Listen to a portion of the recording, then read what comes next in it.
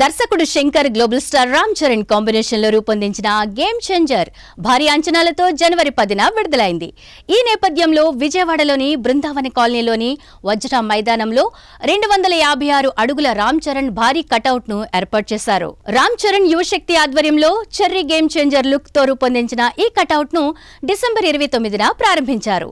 ఇప్పటి వరకు ఏర్పాటు చేసిన కటౌట్లలో ఇదే అతి పెద్దది.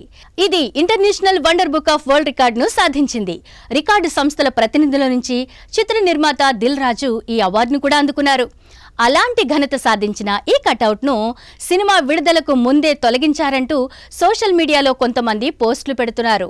ఎక్స్ లో ఓ యూజర్ రామ్ చరణ్ 256 అడుగుల కటౌట్ ను తొలగించారా, ఇది నిజమేనా అని జనవరి 9న పోస్టు చేశారు. కటౌట్ తొలగించిన తర్వాత కాళ్లి కర్రలతో కనబడుతున్న వీడియోను షేర్ చేశాడు.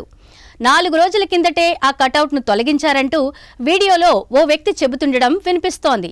ఎక్స్లోనే మరో యూజర్ ఇదే వీడియోను పోస్టు చేస్తూ రామ్ చరణ్ సినిమాకి బుకింగ్స్, ఓపెనింగ్స్ లేకపోవడం వల్ల మొన్న విజయవాడలో ఏర్పాటు చేసిన పైడ్ కటౌట్ ను ప్రొడ్యూసర్స్, డిస్ట్రిబ్యూటర్స్ తొలగించేశారని, అసలు కారణం అభిమానులు లేకపోవడమని విజయవాడ వాసుల అభిప్రాయమని కామెంట్ చేశారు.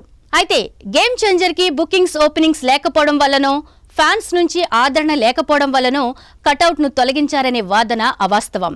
ఈ కటౌట్ కోసం విజయవాడ పోలీసులు 3 రోజులు మాత్రమే అనుమతిచ్చారని, గడువు పూర్తవడంతో నిర్వాహకులు దీన్ని గేమ్ చేంజర్ సినిమా విడుదలకు 4 రోజుల ముందే తొలగించారని సమాచారం.